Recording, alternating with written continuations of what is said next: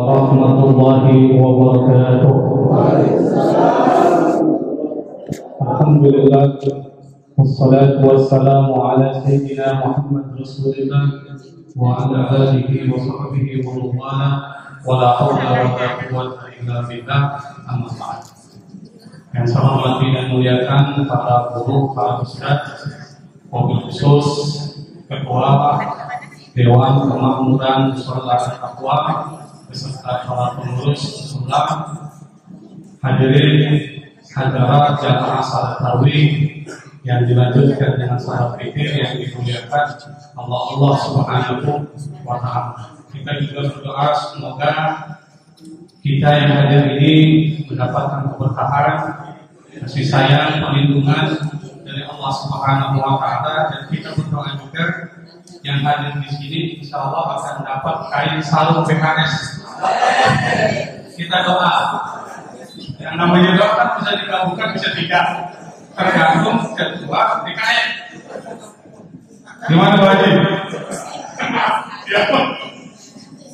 Alhamdulillah, ini adalah kali pertama saya berada di mushola setelah 23 tahun berada di Palu, dan alhamdulillah diberi kesempatan untuk memberikan tausiah. Ada pesanan sebenarnya, tapi nanti pesanan itu saya akan sisipkan saja dari ketua DKM. Suatu ketika para sahabat itu mendengar Nabi Muhammad SAW, Nabi mengucapkan amin sebanyak 3 kali. Setelah selesai Nabi mengucapkan amin, para sahabat bingung, kenapa ini Nabi mengucapkan amin sebanyak 3 kali padahal tidak ada yang berdoa. Para sahabat dia kanan, dia kiri, dia sekitar, tidak ada orang yang berdoa, kok Nabi mengaminkan sebanyak 3 kali. Lalu kemudian para sahabat bertanya, ya Rasul, apakah gerangan yang membuat Anda mengucapkan amin sebanyak 3 kali? Nabi Muhammad SAW lalu kemudian berkata, wahai sahabatku, tadi Jibril datang kepadaku. Jibril berkata kepadaku, ya Muhammad, saya ingin berdoa kepada Allah, maukah kau mengaminkan? Ini bayangkan, yang berdoa Jibril, yang mengaminkan Nabi Muhammad SAW. Kira-kira doanya ditolak sama Allah atau tidak? Yang berdoa Jibril, yang mengaminkan Nabi Muhammad SAW, kira-kira doanya ditolak oleh Allah atau tidak? Tidak mungkin ditolak. Pasti akan dikabulkan oleh Allah Subhanahu wa Ta'ala. Kata Nabi, doa pertama dari malaikat Jibril, ya Allah, pada hari ini aku minta kepadamu, jangan kau terima puasanya orang yang durhaka kepada Allah. Nabi mengucapkan amin. Lalu doa kedua, ya Allah, jangan kau terima doanya istri yang puasanya istri yang durhaka kepada suaminya. Nabi mengucapkan amin. Yang ketiga, Jibril berdoa, ya Allah, jangan kau terima puasanya orang yang tidak memaafkan saudaranya sesama muslim. Nabi mengucapkan amin. Dari hadis ini bisa kita simpulkan ada 3 kelompok orang yang puasanya akan ditolak oleh Allah Subhanahu wa Ta'ala. Yang pertama adalah orang yang tidak berbakti kepada orang tua. Kenapa? Berbakti kepada orang tua ini menjadi satu hal yang penting. Sampai kalau orang puasanya bagus tapi dia durhaka kepada orang tuanya, itu akan ditolak oleh Allah Subhanahu wa Ta'ala. Yang pertama, orang tua ini perjuangannya berat. Anda bisa bayangkan bagaimana beratnya perjuangan orang tua membesarkan kita, melahirkan kita, mengandung kita, menyusui kita. Kalau kita tanya ibu-ibu atau istri kita yang hamil misalnya, kira-kira tanyalah bagaimana keadaan saat mengandung, sampai melahirkan, sampai menyusui. Sampai digambarkan kalau dalam Al-Quran itu bebannya begitu payah, begitu berat. Dan bagaimana seorang bapak dia bekerja mati-matian siang dan malam untuk mencari nafkah, untuk menafkahi anak istrinya, itu bisa bayangkan. Oleh karena itu, maka orang yang durhaka kepada orang tuanya itu dianggap tidak bersyukur. Di antara orang tua kita yang perlu kita prioritaskan itu adalah ibu kita. Kenapa? Karena Nabi yang bilang, ya Rasul, kira-kira di antara orang tuaku siapa yang harus saya prioritaskan? Ibumu. Lalu siapa lagi? Ibumu. Siapa lagi? Ibumu. Baru kemudian bapak. Jadi kalau dibuat perlombaan medali emas siapa yang dapat? Medali perak? Ibu. Medali perunggu? Bapak dapat medali apa? Tembaga. Yang keempat, juara empat berarti medali apa kalau empat? Juara harapan. Namanya harapan itu yang bisa dapat bisa tidak.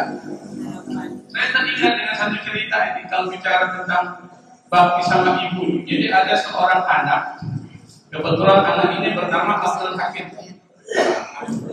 Sama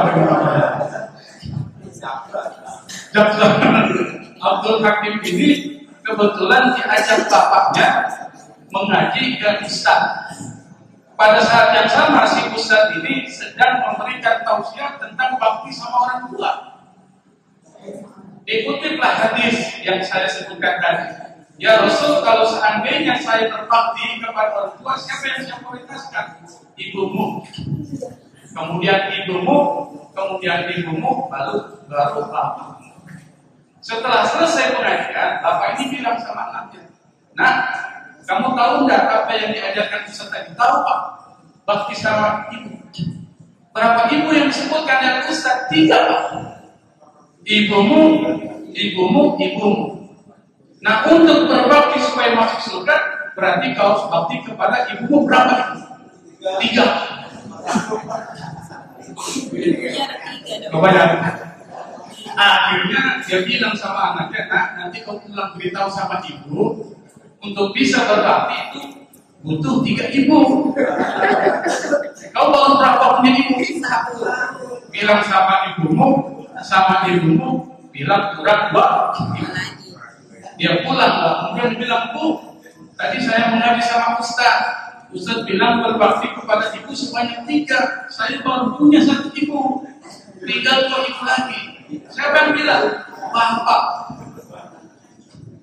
Akhirnya kebetulan si ibu ini lagi potong sayuran yang dipotong terong. Terong dipotong. Dia bilang sama anak-anak, "Ini apa yang sedang saya potong?" "Terong." "Kalau terong ini dibagi buat 3 orang, kira-kira diapakan?" "Potong 3. Potong 3. Beritahu sama bapakmu, nanti terongnya akan dipotong 3. Ini cerita orang yang salah paham terkait dengan bakti kepada orang tua.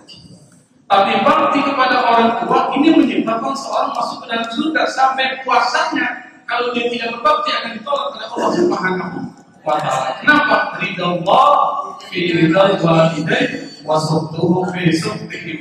Ridhonya Allah tergantung ridho orang tua, murkanya Allah tergantung murka orang tua. Kalau Allah ridho, karena orang tua ridho sama kita, maka apapun yang diminta oleh kita akan dikabulkan oleh Allah Subhanahu wa Ta'ala. Maka pernah dalam sejarah ada seorang sahabat Nabi. Suatu ketika Nabi sedang berkumpul dengan para sahabat-sahabat, ada Umar, ada Ali saat itu. Dia berkata, "Wahai sahabatku, ada seorang yang kalau dia berdoa sama Allah, doanya tidak akan ditolak oleh Allah Subhanahu wa Ta'ala." Para sahabat bingung, siapa ini?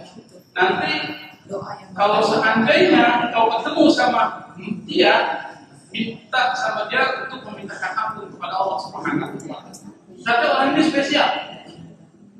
"Wahai Ali, wahai Umar, kalau kalian bertemu dengan dia, mintakan ampun kepada Allah buat kalian berdua." Ternyata dalam sejarah orang yang bertemu dengan orang itu adalah Umar dan Ali bin Abi Thalib radhiyallahu anhu. Siapa orang itu? Namanya Uwais al-Qarni. Nah, Uwais al-Qarni ini bakti sama ibunya luar biasa. Sampai-sampai Rasul memujinya dan sampai-sampai Allah mengabulkan doanya.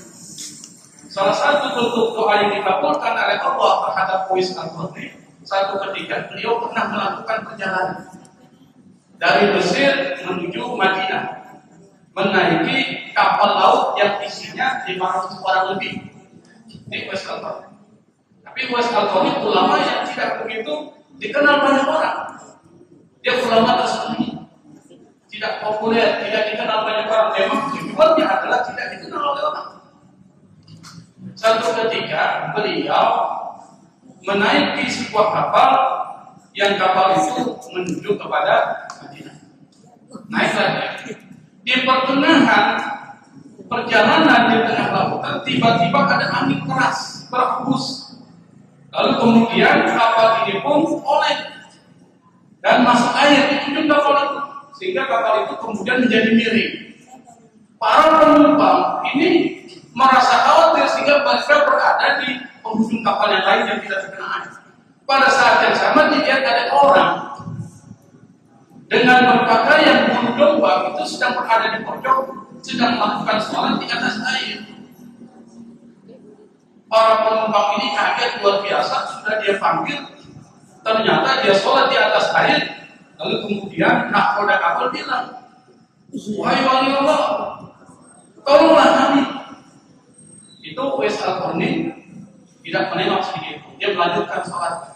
Sampai kemudian dia selesai sholat, dia tengok, ada apa? Jika engkau tahu bahwa kapal ini akan tenggelam, tolonglah kami minta kepada Allah Subhanahu wa Ta'ala. Apa kata Uwais Al-Qarni?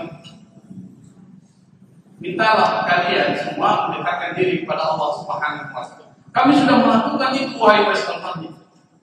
Kalau begitu, masing-masing kalian keluar dari kapal ini dengan mengucapkan Bismillahirrahmanirrahim.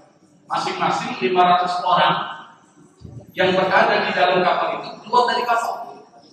Dan anehnya, mereka keluar dari kapal, mereka tidak tenggelam di atas air. Kenapa? Karena doanya Uwais Al-Qarni.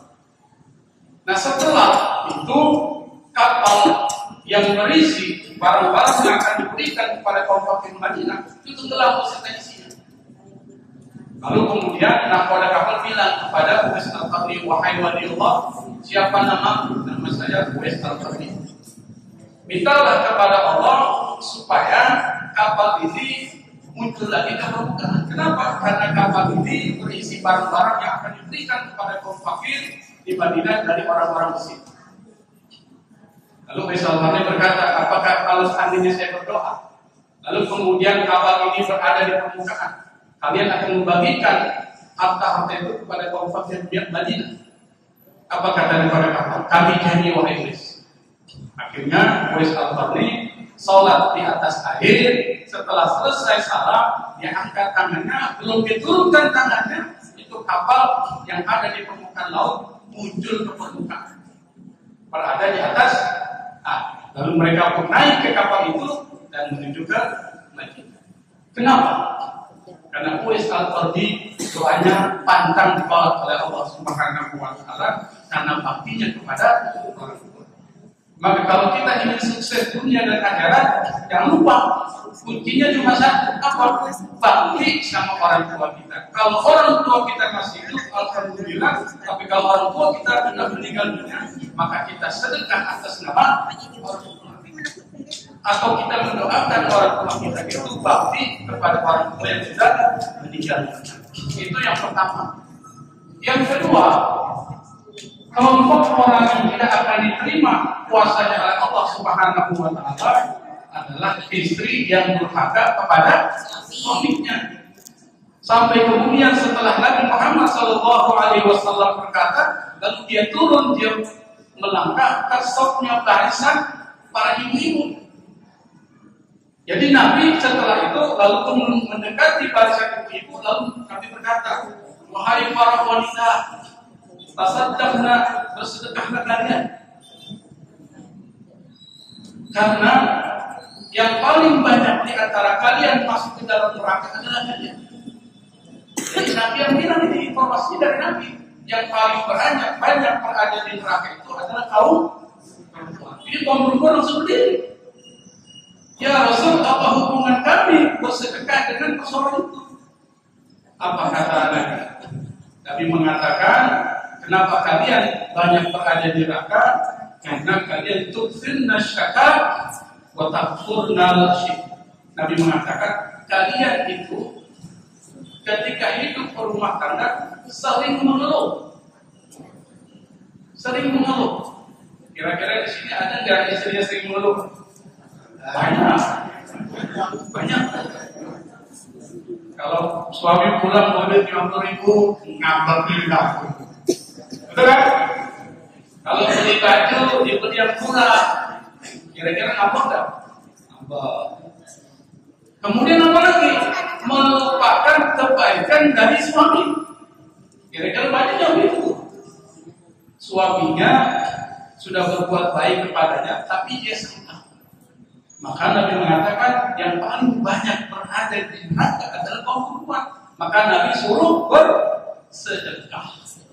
Artinya apa? Sedekah mampu menghindarkan perempuan dari neraka.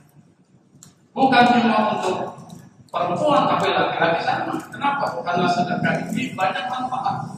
Manfaat yang terkait dengan dunia, manfaat terkait dengan alam kubur, dan manfaat terkait dengan akhirat. Itu sedekah. Kalau terkait dengan akhirat jelas, kalau orang banyak bersedekah, pasti tempatnya di dalam surga, pasti. Lalu manfaat itu gimana? Allah yang cerita, bukan saya cerita. Di dalam surat Al-Munafiqun, Allah Subhanahu wa Ta'ala memerintahkan kita, wa anfiqu mimma razaqnakum min qabli an ya'tiya ahadakumul maut fa yaqul rabbi laula akhartani ila ajalin qarib fa asaddaqa wa akun minas shalihin. Ini Allah yang bilang.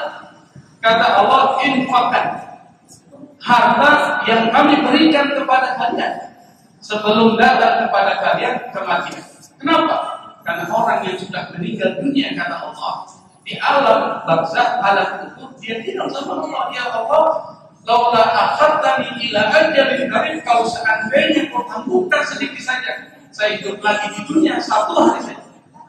Fa asaddaqa wa akun minas shalihin. Pasti saya akan bersedekah. Dan pasti saya akan bersedekah. Pertanyaan, kenapa sedekah yang dibilang? Kenapa bukan pasti saya akan puasa? Pasti saya akan sholat? Pasti saya akan haji? Kenapa dibilang pasti saya akan bersedekah? Ada yang tahu? Jawabannya? Kalau ada yang tahu, KIPAS. Karena saya sudah katakan KIPAS, pikiran saya adalah KIPAS. Bukan HBS ya, HBS, kalau HBS habis, kalau BAS masih ada. Kenapa? Karena Nabi pernah mengatakan inna sadaqata la tudfi wa nahya haram. Karena sedekah di sini kalau kita belajar nusul ada dua takkid, inna dan lam. Inna sadaqata la tudfi an nahya haram. Takkid itu maksudnya kalau masuk ke sebuah kenyataan maka itu menjadi kuat, serius. Apa kata Nabi? Sungguh sedekah itu akan memadamkan panasnya api yang ada dalam kubur. Maka tidak heran kalau Nabi suruh bersedekah. Kenapa? Karena yang bisa meringankan siksa kubur adalah sedekah. Maka tidak heran kalau orang sudah meninggal dikasih hidup lagi, dia pasti akan bersedekah. Nah, sedekah itu ada 2 macam. Ada sedekah amal, sedekah khusus. Ada sedekah umum. Sedekah umum itu adalah sedekah barangnya apa aja. Kalau enggak dalam bentuk material, bisa dalam bentuk yang lain. Misalnya membantu pembangunan musola ini dengan tenaga itu sedekah. Bukan dalam bentuk uang. Bisa juga sedekah dalam bentuk senyuman. Bisa. Itu sedekah amal. Bisa sedekah dalam bentuk barang material. Diberikan kepada siapa aja, orang kaya itu bisa terima sedekah. Tapi sedekah wajiban atau sedekah khusus itu adalah zakat mal dan zakat fitrah. Nah, zakat mal ini bagi mereka yang sudah memenuhi nisabnya, seperti emas dapat 5 gram, yang emas itu disimpan ya, bukan dipakai. Jangan dapat 5 gram dipakai semua, bukan. Yang disimpan. Kan ada sisa itu. Nah, itu yang dikeluarkan zakatnya 2,5%. Kenapa di Ramadan? Karena di bulan Ramadan sedekah itu dilipat gandakan oleh Allah Subhanahu wa Ta'ala. Maka keluarkan itu. Atau punya tabungan. Tabungannya itu sama nisabnya dengan 85 gram emas. Sekali itu 1 gram itu berapa? 100.000. Kalau 1 juta berarti 85 juta. Nah kalau kita sudah punya buku tabungan, isi tabungnya 85 juta, maka wajib kita keluarkan zakatnya berapa persen? 2,5%. Itu zakat, termasuk kontrakan. Ini kan orang tahu terkenal pekerjaannya tidak menimbulkan lelah. Apa? Karena kontrakannya. Nah itu kena itu Pak, dihitung aja. Kenapa? Kalau kita sedekahkan, keluarkan zakatnya di bulan Ramadan, itu tidak akan berkurang. Mana pasal sedekah memang harta tidak akan pernah berkurang karena dikeluarkan sedekah tapi akan bertambah dan terus bertambah. Nah zakat fitrah, Madzhab Syafi'i mengatakan harus dalam bentuk beras, bukan bentuk uang ya, beras.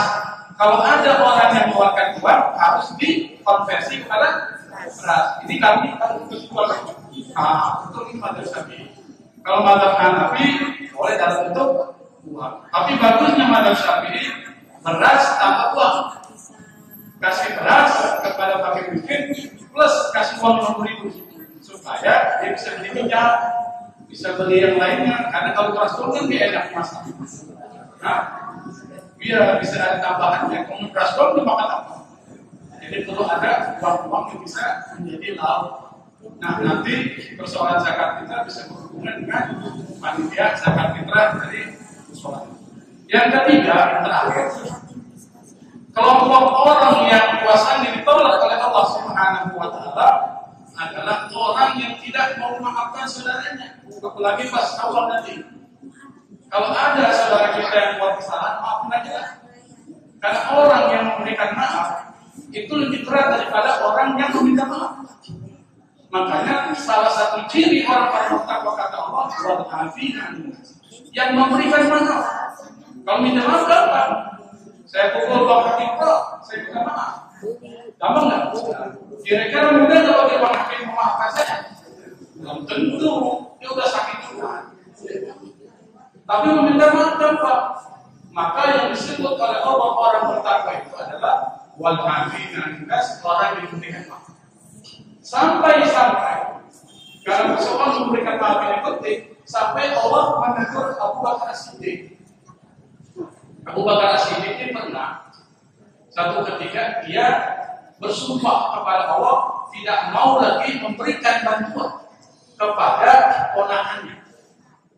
Disebut Ibnu Khalid As-Siddiq, kepada anak dari tantenya gratis. Kalau tantenya gratis, anak dari tantenya gratis. Dia berjanji tidak akan memberikan bantuan kepada sepupunya itu. Kenapa? Karena sepupunya itu menyebabkan fitnah kepada anaknya, bukan Siti Aisyah. Ini disebut dengan hadisul ifki, tentang berita kebohongan yang disebabkan memfitnah Siti Aisyah istri Nabi Muhammad SAW. Allah keturkan dengan menurunkan surat An-Nur ayat 2.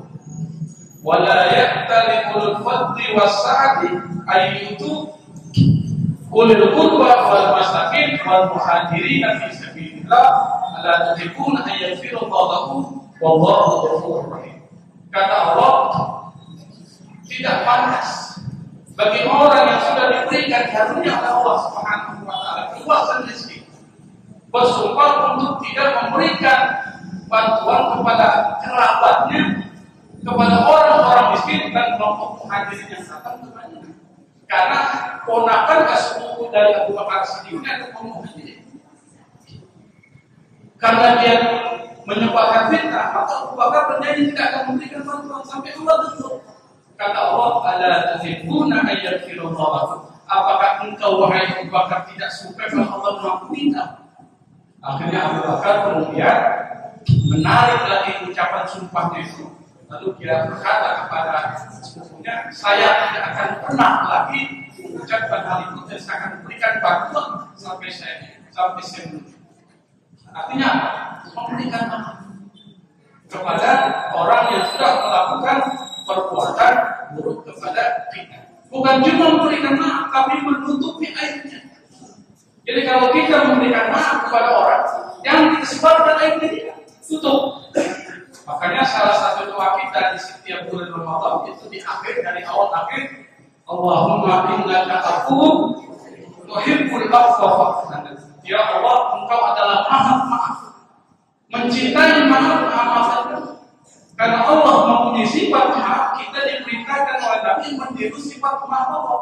Apa? Yang pertama memaafkan orang lain, yang kedua menutupi kesalahan orang lain, jangan disebarkan lainnya. Dan Nabi adalah contoh orang yang paling pandai mengingatkan saudaranya dan sahabatnya. Saya berikan contoh. Jadi satu ketika Nabi berada di Masjid Quba, Madinah, Nabi diundang dan para sahabat untuk makan pesta kambing. Jadi pesta kambing makan daging kambing ini kan luar biasa kambing.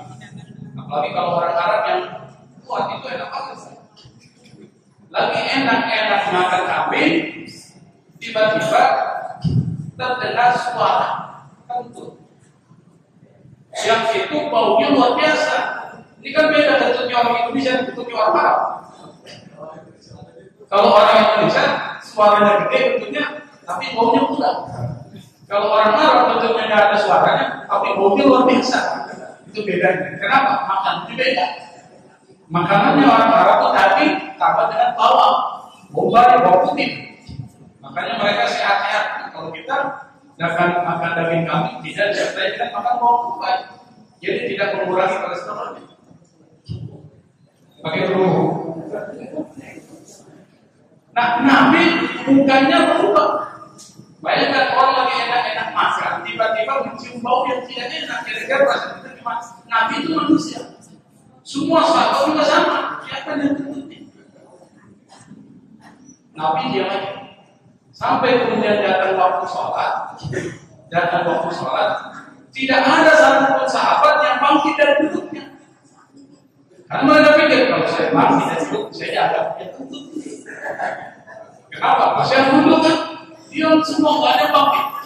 Akhirnya Nabi Muhammad SAW dia bangun dari duduknya, lalu dia kemudian lakukan. Nabi kemudian diikuti para sahabat yang lain. Dan sampai sekarang dalam kitab-kitab hadis tidak pernah disebutkan siapa orang yang tutup pada saat makan bersama Nabi Muhammad SAW. Sampai sekarang tidak ada cerita. Kenapa? Nabi Muhammad SAW menutupi aib dari para sahabatnya sampai tidak diketahui siapa di antara mereka yang tertutup. Itu adalah salah satu ciri dari orang yang memberikan. Saya pikir sampai di sini karena waktu kita sudah disebut dipesan 30 menit, pas 30 menit saya sekarang. Allahumma salli ala Muhammad wa ala alihi. Assalamualaikum warahmatullahi wabarakatuh.